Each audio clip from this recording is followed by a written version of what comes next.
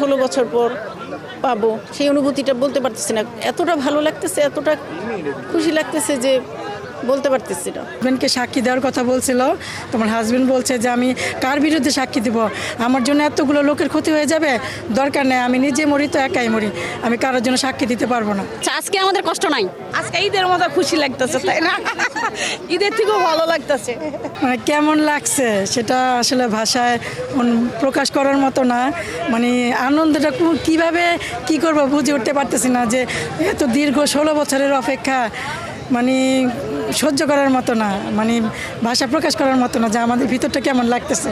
আমাদের না পাওয়া বলা যেতে পারে, আমরা তো আশায় ছেড়ে দিছিলাম যে আমরা হয়তো আর পাবো না এই লোকগুলাকে, কিন্তু এখন এই সরকার চেঞ্জ হওয়াতে আমাদের উপদেষ্টারা, সম্মানীয় নেতাকর্মীরা সবাই আমাদের দিকে তাকাইছে বিদায় আজকে আমাদের এই মুক্তি, আমাদের এই মানে আনন্দ, মানে এটা আমি ভাষা প্রকাশ করার মতো না, করতে পারবো না।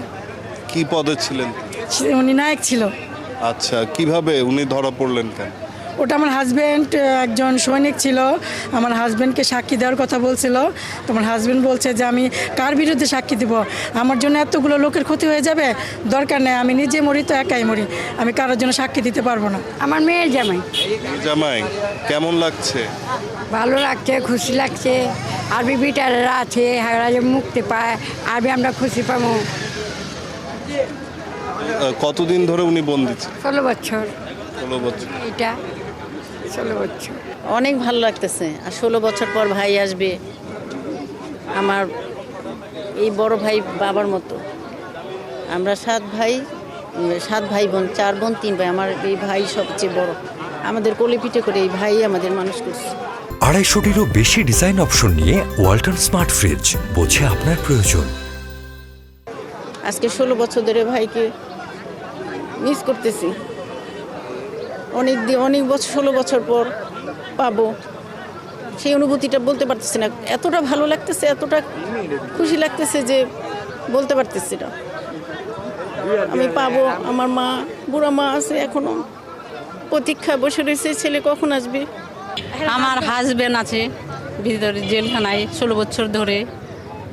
এখন আজকে আমার হাজবেন্ড বের হবে, আমার বোন ভাবি সবাই আসছি, ফ্যামিলি শো শুনে আমরা সবাই আনন্দ পাইছি, খুশি হয়েছি।